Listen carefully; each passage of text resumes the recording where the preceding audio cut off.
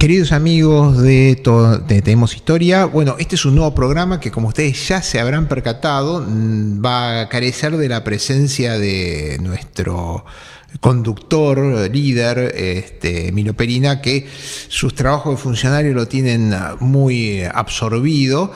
Y bueno, de todas maneras, vamos a seguir haciendo el programa y con distintas percepciones, con distintas ideas que se van saliendo en estos días.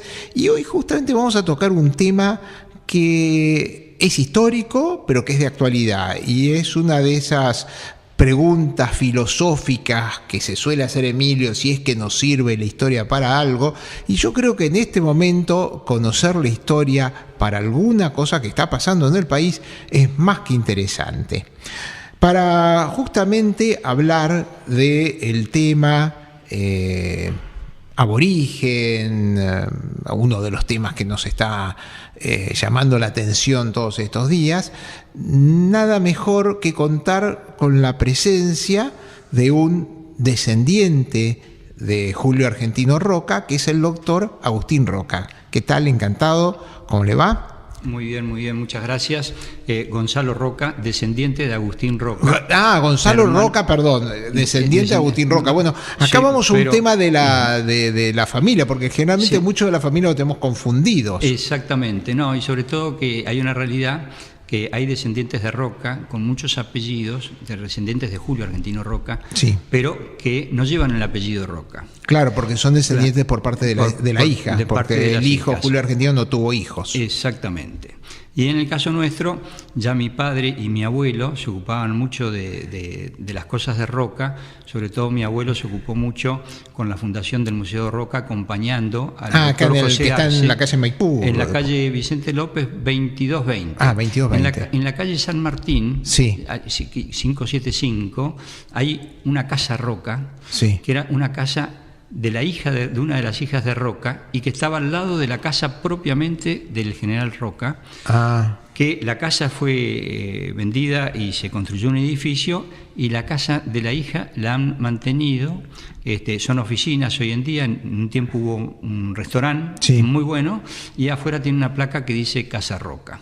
Bien, y en cambio este museo que está en Vicente López 2220 es una donación que hace el doctor José Arce. Es Vicente López 22, y Las Heras. Entre Uriburu y Pueyrredón. Entre Uriburu y Pueyrredón. Claro, a una cuadra de Las Heras. Sí.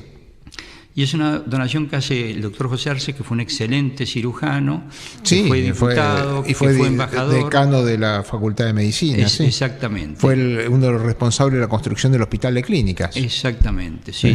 Y el salón de actos magnífico que tiene se llama justamente José Arce. Ajá. Y hay una familia, una dinastía de cirujanos, de traumatólogos Arce. Sí, claro, porque él fue realmente muy bueno en una época completamente distinta. Hay que pensar que José Arce terminó el secundario a los 15 años y ya era médico a los 20. Sí. O sea que era una época y fue... Bueno, Usey era bioquímico, había sido bioquímico a los 18 y se hizo médico a los 22, 23. Claro.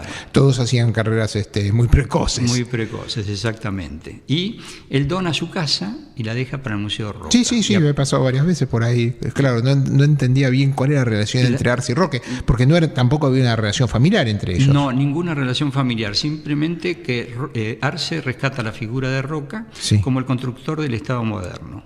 Y entonces se entusiasma muchísimo con la personalidad de Roca, con todo lo que las realizaciones de Roca, y se pone a escribe una obra que son 2 tomos sobre Roca, y después hace muchísima difusión, hace obras pequeñas para colegios, donde divide cada uno de los temas que él trata en los 2 tomos, y entonces trata cada uno de los temas importantes, como puede ser la Ley de Educación o el Congreso de Belgrano, es decir, las cosas importantes dentro de la vida de Roca, y las pone en libritos chiquitos para que sean fáciles de fácil difusión. Bueno, vamos a un corte, doctor. y vamos a seguir hablando. Vamos a hacer una primera introducción justamente por este equívoco mío sobre los hermanos de Roca, que todos tuvieron una actuación una actuación muchas veces destacada. Entonces vamos empezando por esto y después de a poco nos vamos a ir introduciendo el tema que nos convoca hoy. Vamos a un corte, por favor.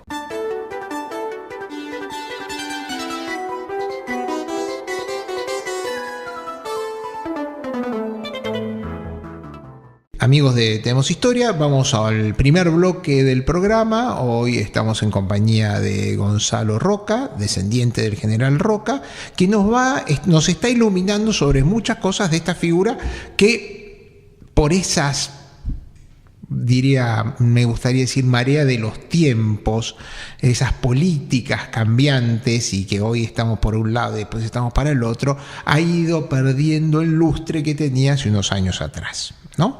Y me decían que el Museo Roca está en vías de modernización, porque es un lugar que a veces uno le da no sé qué entrar piensa que es algo muy institucional, no sé, ¿es de libre acceso? ¿Qué se puede encontrar? Cuéntenos. Sí, es de libre acceso, pero normalmente ha estado cerrado. Ahora ha habido un cambio importante. Tuvimos durante 30 años una directora que fue muy buena, pero tenía una modalidad. Y actualmente ahora hay una nueva directora que ha ganado por concurso, que se llama Carolina Carman, una licenciada en Historia, y que está actualizándolo. ¿Es solamente un archivo bibliográfico? ¿Hay elementos personales del general, de la familia? Por un lado es un museo, y hay algunas cosas familiares, y sobre todo cuadros y cosas que pertenecían a Roca. La mayoría de las cosas que pertenecían a Roca en realidad están en el Museo Histórico Nacional. Sí, muchas cosas que estos años, como han estado cerradas las salas, y sobre todo la sala que estaba dedicada a Roca, que había una muy buena sala antes, pero están allí. Y en el Museo Roca hay muchas cosas y mucha bibliografía, y se hicieron, cuando mi abuelo colaboró con José Arce para el armado, se entregaron muchas cartas y todo eso está allí, ¿no es cierto? Y algunas cosas personales, por supuesto. Bueno, así buenísimo. O sea que invitamos a la gente, puede acceder, porque ya le digo, yo lo veía un poco como intimidatorio, ¿no? En este momento están haciendo obras, están pintando, están trasladando algunas cosas y modificando las finalidades de las salas para darle más actividad y hacerla más fluida. Y es parte de la intención de la directora hacer justamente que esté más abierto al público, más integrado al barrio. Perfecto. Así que hay que dar un poco de tiempo, pero es así. Cuando se producen cambios, las renovaciones son buenas siempre, porque traen ese ímpetu de la novedad, del entusiasmo y de las diferencias que se quieren lograr. Espléndido. Estamos hablando vamos a empezar un poquito por la historia de la familia, porque ya la familia de Roca, y sobre todo el padre de Roca, José II Roca, ya es un personaje histórico con peso propio, ¿no? Sí, sin ninguna duda, porque él, siendo tucumano, nació en Tucumán en 1800, ya a los 16 años integra los cívicos de Tucumán, pero en 1820 cruza la cordillera y ya se embarca en barco y va para Perú con el ejército de San Martín. O sea, no hizo la campaña de Chile, directamente fue a la campaña de Perú. Fue directamente a la campaña del Perú. Cuando se inicia la campaña de Chile hay que pensar que tenía 16 años.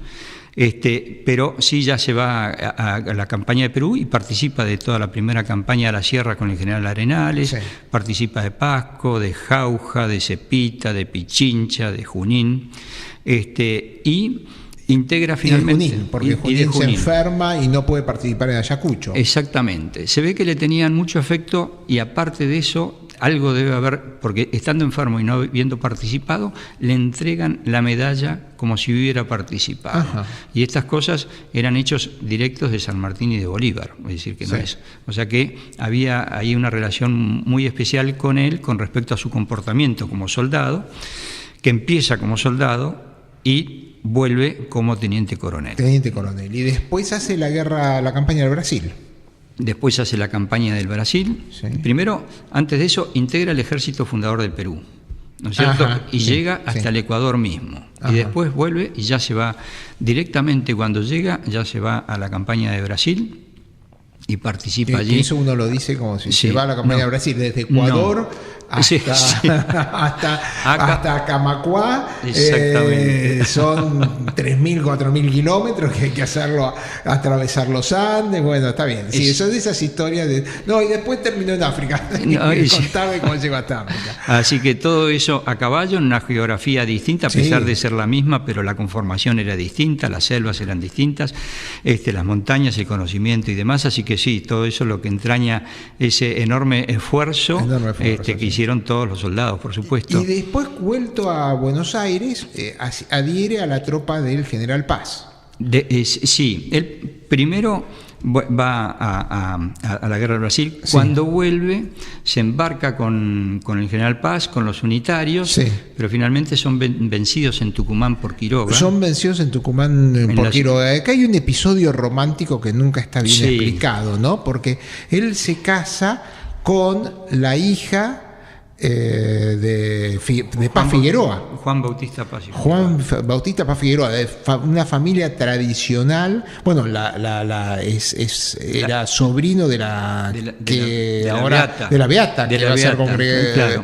Y bueno, no, y de Mamá Tula, que es la Beata María Antonia de Paz y Figueroa. Pero hay otra más que también es santa, que están por nombrar la santa de los Paz Figueroa. Es la madre María Guerra, creo que es.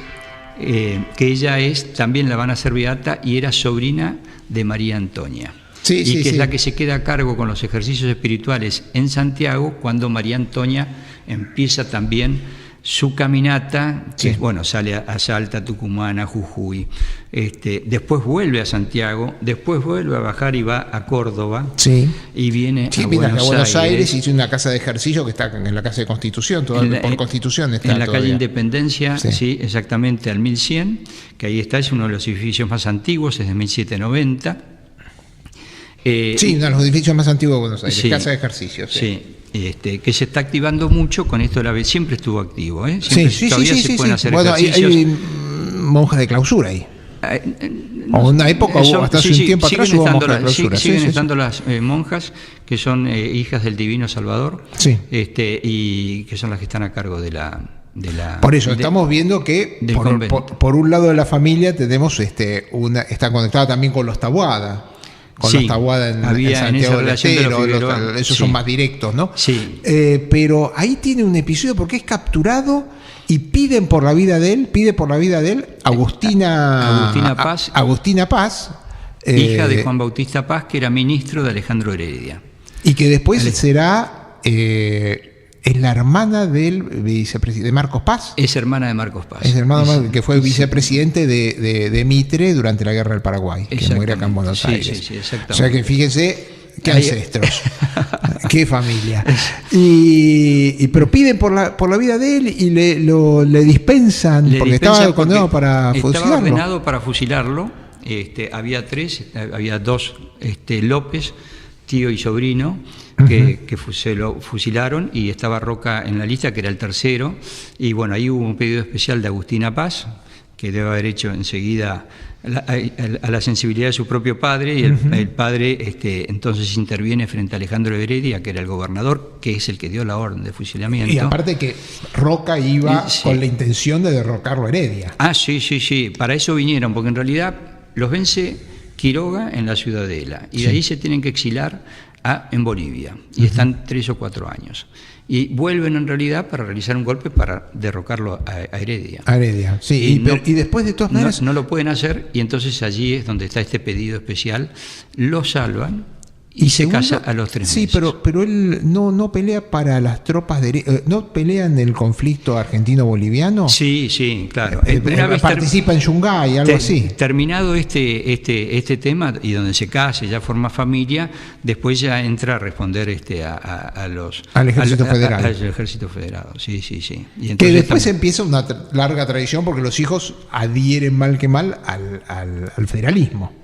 Bueno, ya los hijos no llegan a intervenir dentro del tema unitarios y federales, no, porque bueno, ya cuando nacen, el primero nace en 1900. La primera batalla es en Cepeda y Pavón, o sea que claro, exactamente. Ya en ese momento, mal que mal, era el resabio. Lo que pasa es que muere Agustina, sí, y él tiene que repartir los hijos, y ahí es en donde Julio Argentino termina en el colegio de Concepción del Uruguay, claro, en donde, bueno, va a tener una carrera bastante destacada. Bueno, vamos un corte y volvemos hablando de la familia Roca y después de la relación entre Julio Argentino Roca y con los aborígenes patagónicos.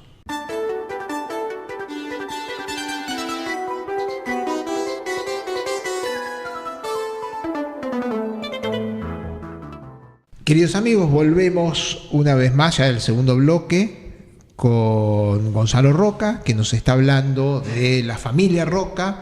Ahora vamos a ir un poquito más a Julio Argentino, ¿no? Es decir, Julio Argentino, que empieza su carrera, que empieza sus estudios gracias a la merced de Urquiza, que funda este colegio y que permite que muchos de los guerreros de la independencia o militares del interior del país, que eran pobres de solemnidad, de toda solemnidad, y que querían educar a sus hijos, él atrae biológicamente atrae un material genético interesante para formarlo, como es en el caso de Eduardo Wilde, de Onésimo Leguizamón, de Victorino de la Plaza, todos alumnos del Colegio de Concepción del Uruguay, que después tendrán carreras más que destacadas dentro de la política nacional. Sí, sin duda. Sí, sumaría Olegario Andrade también, que estaba dentro de los amigos, claro, y compañeros de Roca. Sí. Y bueno, esa fue una etapa muy buena. En ese colegio había 3 Rocas,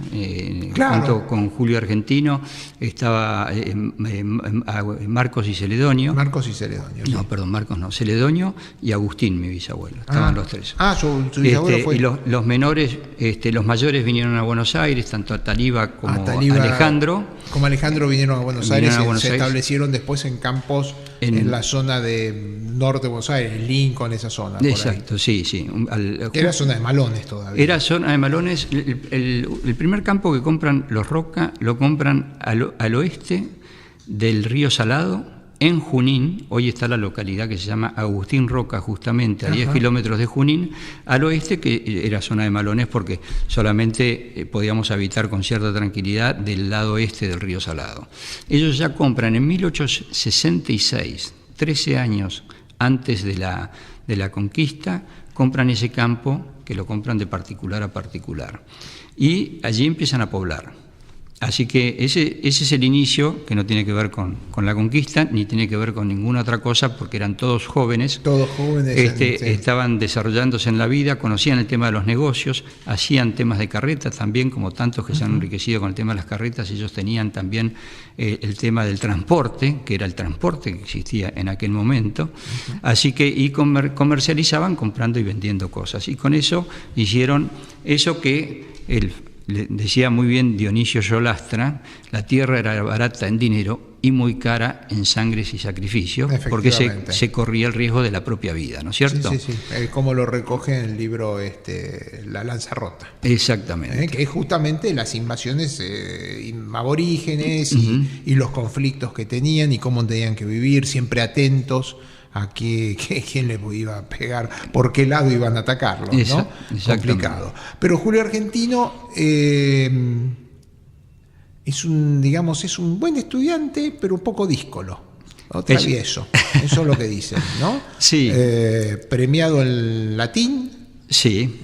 Que decía que Julio Argentino Roca leía en latín. Leía en latín. Porque leía las obras de Juvenal, etcétera, en latín. Sí, exactamente. Sí. De hecho, iban haciendo en la campaña del desierto, contaba Fotheringham, sí. Esto lo cuentan también las nietas de Fotheringham, sí. De dos personas maravillosas, dicen cómo iban recitando en latín los distintos versos mientras iban andando a caballo, ¿no es cierto?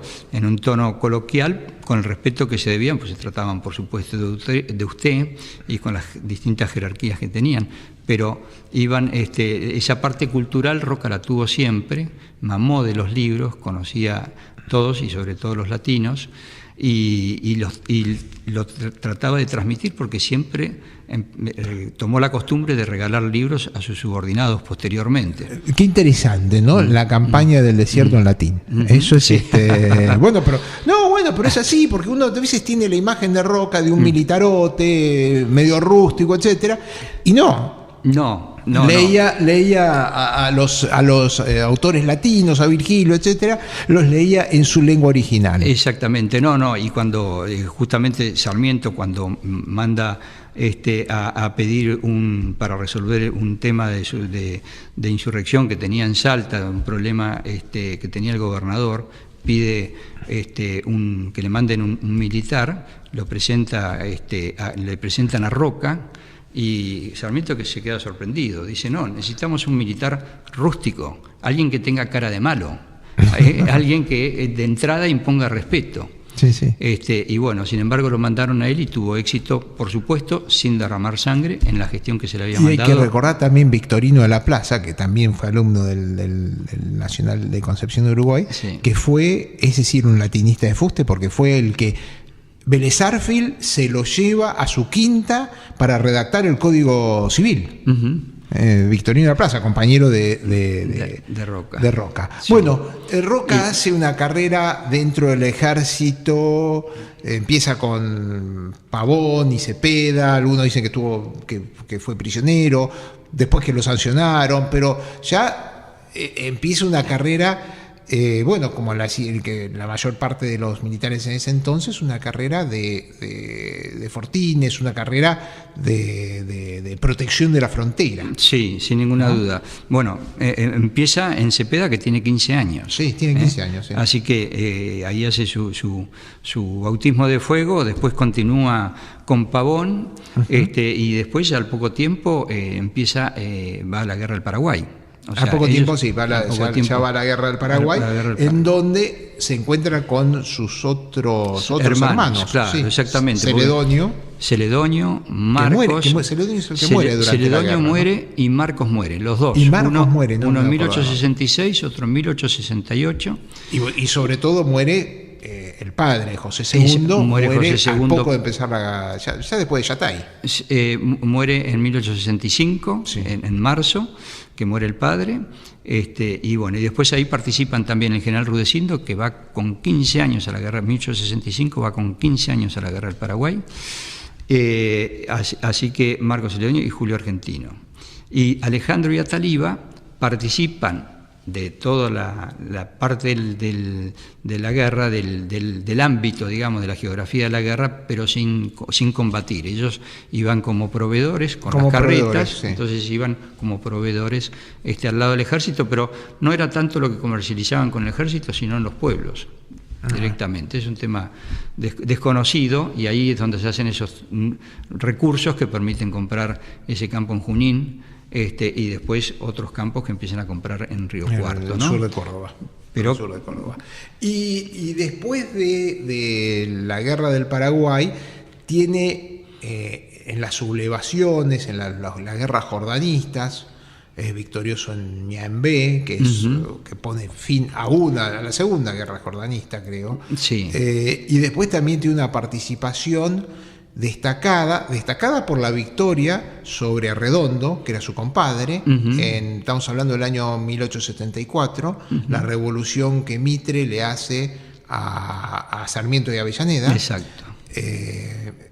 Julio Argentino se pone del lado del presidente de la República, obedece órdenes directamente del presidente de la República, lo combate Arredondo, que había participado mal que mal en la muerte del general Ivanovsky, un personaje también extraño en la historia argentina, porque un hijo de rusos empieza desde soldado raso y termina en general en la Argentina. O sea que el concepto ese napoleónico de que todos llevamos el bastón de mariscal acá se daba. Sí, exactamente. Sí, sí. Pero bueno, termina mal Ivanovsky.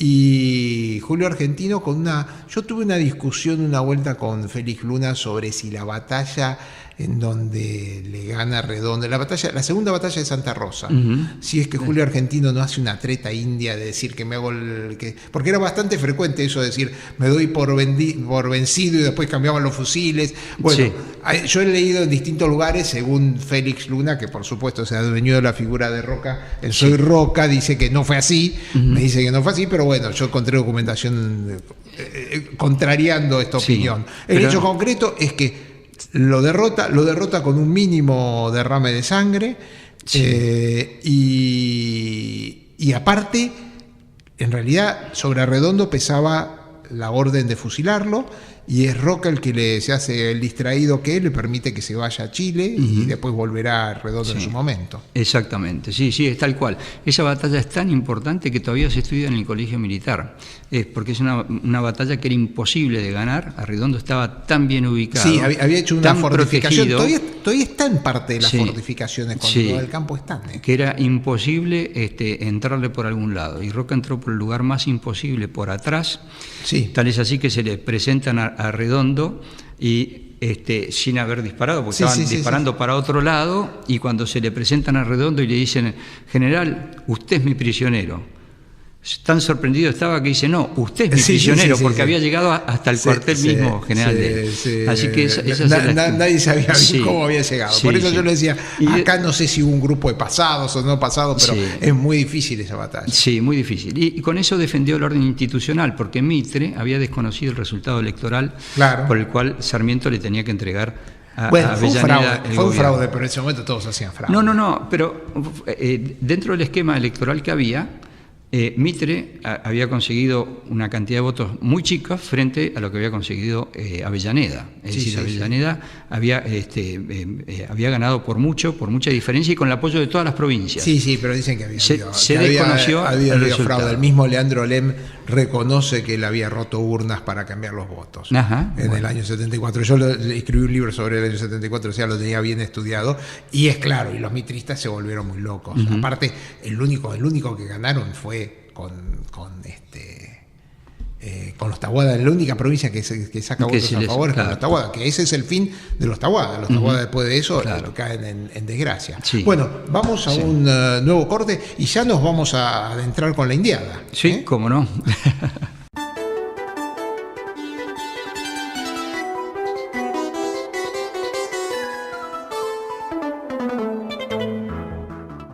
Bueno, amigos de Tenemos Historia, este es el tercer bloque. Estamos con Gonzalo Roca, que descendiente de la familia Roca, no descendiente directo sería Julio Argentino, que vendría a ser tío bisabuelo, o sobrino bisnieto soy yo. Sobrino bisnieto, bueno, de Julio Argentino Roca. Entonces estamos escuchando una que yo siempre digo que es destacable. Nosotros una vuelta hicimos también un programa con un descendiente de Urquiza, y es interesante cómo hay una serie de detalles que si no se pierden dentro de la historia, hacen quizás en la parte más anecdótica, pero es interesante, y bueno, nos gusta rescatarlo. Pero aparte, ustedes habrán visto que Gonzalo lo tiene muy bien estudiado el tema, ¿no? Entonces, ahora vamos a una situación que hoy está... los últimos años siempre estuvo sobre el tapete. Hay toda una discusión que a mí me parece extemporánea, porque ya le digo, cuando vemos todo el tema del revisionismo histórico, el problema es que algunos de nuestros colegas, yo les digo, a ustedes les gusta ver la historia con el diario del lunes.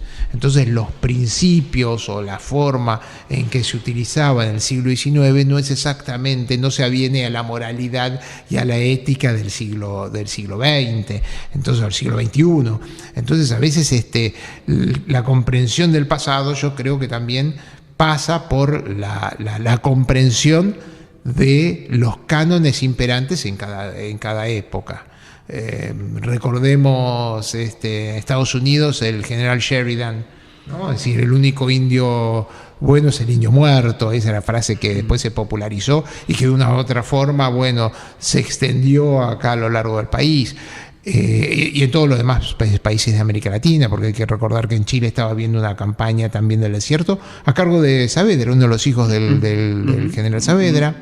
En México también hubo, no tanto, pero también hubo. O sea que, y en Australia había lo que pasa es que los aborígenes australianos eran muy primitivos, pero poco tiempo en Sudáfrica. Es la famosa batalla de Yandiguana, en donde los zulúes exterminan no un regimiento, era un ejército de su majestad británica. Y bueno, es una época en donde la raza blanca, por una cuestión de predominancia racial, estaba imponiendo lo que ellos consideraban que era la civilización sobre otros grupos que ellos consideraban que estaban más atrasados. Eso fue la segunda mitad del siglo XX, del siglo XIX, nos guste o no nos guste. Y eso permitió aciertos y algunos desaciertos. Pero juzgar la historia con los parámetros que tenemos hoy en día, esa es una aberración, es una barbaridad en la que se cae con bastante frecuencia, no solamente acá, en todas partes del mundo, ¿no? Sí. Entonces, creo que hay que ir poniendo las cosas en contexto. En ese momento, recordémoslo, que los malones pasaban, en el año 70 y pico, los malones pasaban a 200 kilómetros de Buenos Aires. Sí, menos. Sí. A la orilla del río Salado. A la orilla del río Salado, sí. Pasaban por Junín, pasaban, bueno, toda la zona al sur del río Salado era zona conflictiva. Entonces, hay que leer este libro, como les decía, La Lanza Rota, en el año 70 y pico, cómo los pobladores tenían miedo de que pasara la indiada y lo dejara sin vacas, sin esposa y sin casa, o sin casa, sin esposa y sin vacas. Sí. Eso depende del orden de cada uno, la prioridad de cada uno, ¿no? Sí. Pero era así, el problema de las cautivas, es decir, todo era una situación muy, muy conflictiva. Roca comienza la campaña del desierto cuando ve que la política gradualista de Alsina no daba frutos. La fosa de Alsina no era una contención, y entonces cree que hay que tomar una actitud más agresiva. Ya él es el ministro de guerra de Avellaneda, otro tucumano, y hace una propuesta que es la ley 940 y pico, 947, en donde se destina 1.600.000 pesos a esta campaña, ¿no? Que, bueno, logra el cometido de acercarse de llegar hasta el río Colorado a través de tres. O sea, que se había seguido un poco el esquema que Rosas había propuesto en su momento, ¿no? Avanzando en 3 columnas. Sí. En este caso fue con 5, pero lo más importante es la visión, digamos, de las 3 campañas que hubo. La de Rosas fue una campaña punitiva. Sí. Rosas avanza, castiga y vuelve sin realizar ningún tipo de... Muere exactamente la doble cantidad de aborígenes. Es decir, primero hay que hablar de proporciones. En ese momento se calculaba que había 20.000 indios. En toda, desde el río Salado para el sur, había 20.000 indios. En la primera campaña de Rosas, el año 35, murieron 3.500. Exacto. En toda la campaña de Roca no llega a 2.000. Exacto, 1.200. Ahora, el tema es esa visión. Una es una campaña punitiva. La de Alsina es una campaña de avance de la frontera paulatina, pero que tiene que ver con los recursos económicos que se pueden invertir para ir avanzando sobre esa frontera. La de Roca es distinta, porque es tomar una decisión directamente, ya mostrando que es un estadista, que es cuál es el territorio argentino, qué es lo que nos corresponde, y nosotros tomamos todo, más allá de la economía que eso signifique. Es decir, el tema territorial es un tema crucial cuando se habla de Roca. En lo otro se está hablando de intereses que tienen que ver con el avance, con llegar a un lugar fructífero de paz, pero que explica muy bien Rosendo Fraga en un libro que escribe, contrafáctico. Él hace una historia contrafáctica, y en el caso concreto de la campaña dice, bueno, ¿qué hubiera pasado si Alsina no muere? Por ejemplo, que muere joven y muere de salud, muere a los 49 años, y que hubiera terminado su ministerio y hubiera sido posiblemente presidente al seguir. Entonces, ¿qué hubiera pasado? Era muy porteñista Alsina, claro, para que se lo tragaran en el interior, pero bueno, claro, puede ser. Entonces, Roca incorpora a través de la campaña definitivamente el 60% del territorio actual argentino. Es decir, en ese momento ejercíamos soberanía sobre el 40%. En ese momento incorpora entonces todo lo que es el oeste final, la parte final de la provincia de Buenos Aires, La Pampa, Río Negro, Neuquén, Chubut, Santa Cruz, Tierra del Fuego, ¿no?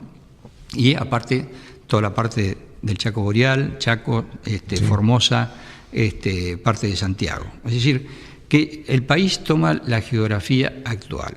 Y eso es lo importante, es esa visión, ¿no?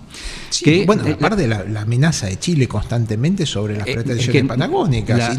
Si no estábamos ahí, si estábamos 500 kilómetros, 700 kilómetros más arriba, Chile tenía penetración en ese lugar. Absolutamente las pretensiones, y sobre la Patagonia, y bueno, gracias a esa rapidez con que Roca actúa, mostrando que tiene un ejército que también es capaz de defender, porque Chile tenía todas las pretensiones, de allí la fundación de Punta Arenas, que es en 1944, muy anterior, y que, bueno, se presentan quejas y demás, pero bueno, eso finalmente es lo que hace cuando se llega al Tratado de Límites, que el Estrecho de Magallanes quede abierto al mundo, pero en manos de Chile, digamos, ¿no es cierto? Aunque de libre transitabilidad para todos. Entonces, el tema es crucial mirarlo desde ese lugar, ¿no? Que es la óptica.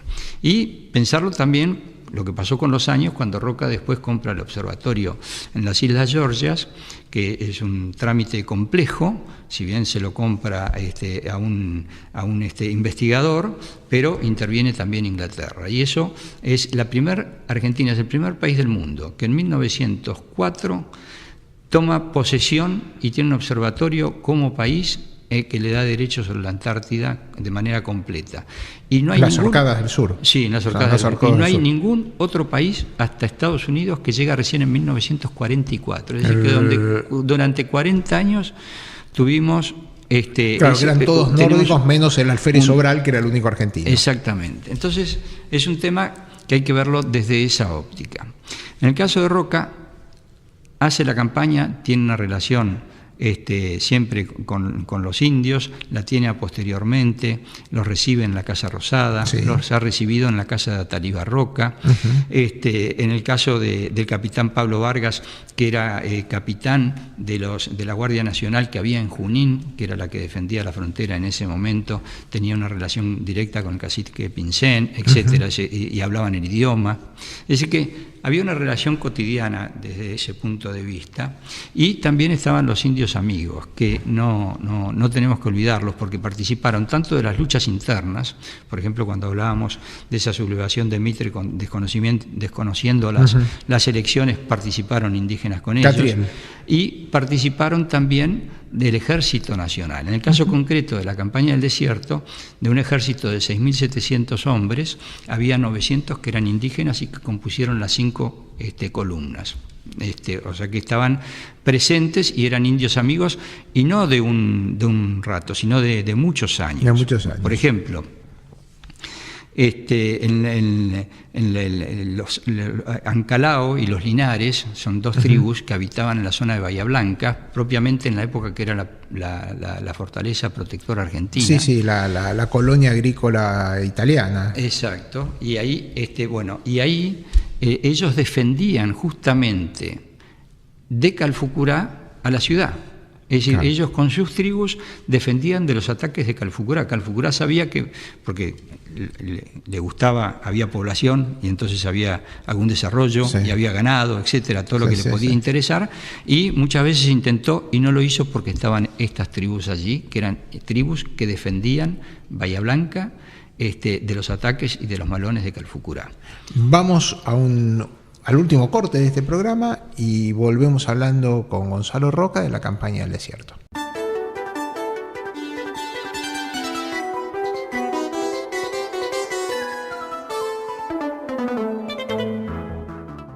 Bueno, volvemos, este es el último bloque, como ustedes ven esto es muy interesante, los conocimientos de Gonzalo Roca son abundantes, pero creo que estamos llegando al momento cúlmine, porque en este momento hay toda una discusión sobre los mapuches, que no mapuches, si son indios. Bueno, usted recién estaba hablando sobre el avance de Calfucurá. Bueno, le cedo la palabra. Cuéntenos cómo es esta invasión indígena que se da y estas distintas etnias que de una forma u otra hasta hoy siguen reclamando parte del territorio nacional. Sí, acá hay que diferenciar muy bien todo lo que está ocurriendo, porque en muy poco tiempo, desde hace un mes, un poco más de un mes y medio, estamos con 3 temas que son distintos. Un tema es el de Maldonado, Santiago Maldonado, que eso tiene que aparecer, todos deseamos que aparezca con vida, que se resuelva y que aparte conozcamos qué es lo que ha pasado a través de ese hecho. Por otro lado está el tema de una comunidad indígena, que es comunidad indígena, que es el Pulov, que está liderada por Jones Walla, Facundo Jones Wallace, que es una persona que por supuesto, bueno, acá ya ha hecho desmanes, rompe cosas, toma campos, y en Chile está buscado por terrorismo, es decir, terrorismo y asesinatos, y está buscado por eso. Así que nosotros como país que combatimos el terrorismo y nos adherimos a los países de Europa cada vez que hay un atentado terrorista, sabemos lo que es eso, y entonces tenemos que tomar firmeza dentro de la ley contra los actos de terrorismo para que tampoco nos vayamos dejando pasar la historia, como ya ha ocurrido, y donde cuando hay actos de terrorismo no se asumen ni se aplica la ley y después ocurren cosas que pueden ser más duras, consecuencias peores porque pueden seguir avanzando. Y en este caso concreto, aparte, donde ellos tienen una planificación de reclamo de territorio nacional.